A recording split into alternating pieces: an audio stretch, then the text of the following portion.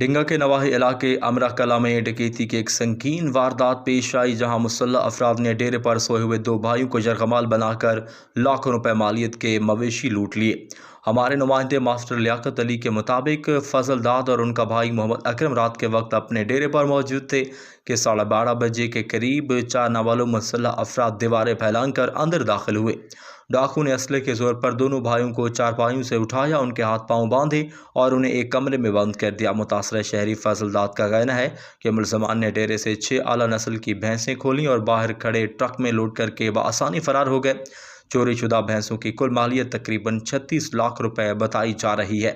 واقعے کی اطلاع ملتے ہی پولیس تھانہ ڈنگا نے فضل داد کی مدعیت میں نامعلوم ملزمان کے خلاف دفعہ 392 کے تحت مقدمہ درج کر لیا۔